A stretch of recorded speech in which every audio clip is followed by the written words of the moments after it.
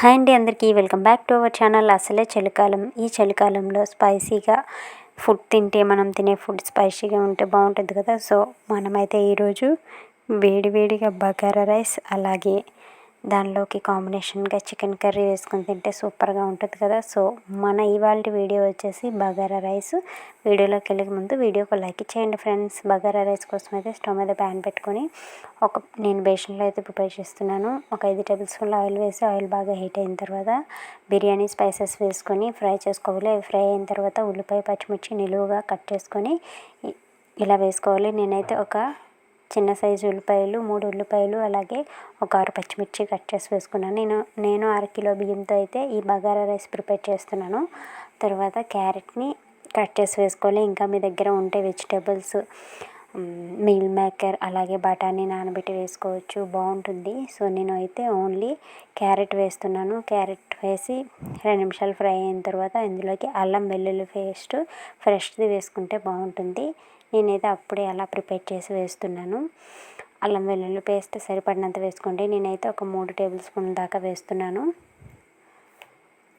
ఇప్పుడు ఇదంతా బాగా పచ్చివాసన పోయేంత వరకు ఫ్రై చేసుకోవాలి. పచ్చివాసన పోయిన తర్వాత ఇందులోకి టమాటాలను ఒక 2 మీడియం సైజ్ టమాటాలను నిలువుగా పొడవుగా ముక్కలుగా కట్ చేసుకొని వేసుకోండి. ఇప్పుడు ఈ టమాటాలు మొత్తం ఆయిల్లో కలిసేలా 2 నిమిషాలు కలుపుకొని మూత పెట్టుకొని సిమ్ని లో ఫ్లేమ్లో పెడితే టమాటాలు మెత్తగా మగ్గిపోతాయి.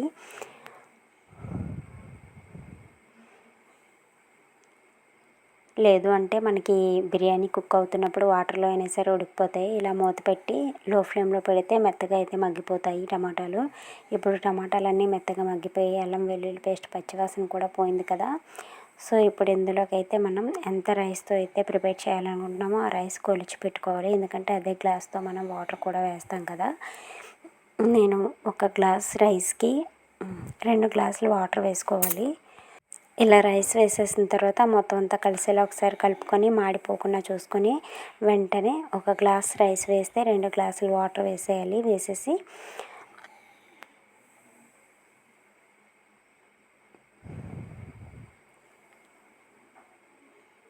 ఒక గ్లాస్ రైస్ వేసాను కదా, ఒక గ్లాస్ వాటర్ వేసాను, మరలా ఇంకో గ్లాస్ వాటర్ వేసుకోవాలి. సో అదనమాట. ఇప్పుడు వాటర్ వేసేసిన తర్వాత మొత్తం అంతా కలిసేలా ఒకసారి కలిపేసుకోవాలి. కలిపేసుకొని సాల్ట్ వేసుకొని ఇదే టైంలో టేస్ట్ చూసుకోవాలి. లేదు అంటే మనకి రైస్లో సాల్ట్ సరిగ్గా సరిపోకపోతే బగారా రైస్ టేస్ట్ మొత్తం పోతుంది. సో మనం తర్వాత సాల్ట్ యాడ్ చేయడానికి అవ్వదు కదా. ఇప్పుడే ఇందులోకి సాల్ట్ నేనైతే ఒక టేబుల్ స్పూన్ దాకా బిర్యానీ మసాలా పౌడర్ ఉంటుంది కదా, సో అది ఇంట్లో ప్రిపేర్ చేసింది వేస్తున్నాను.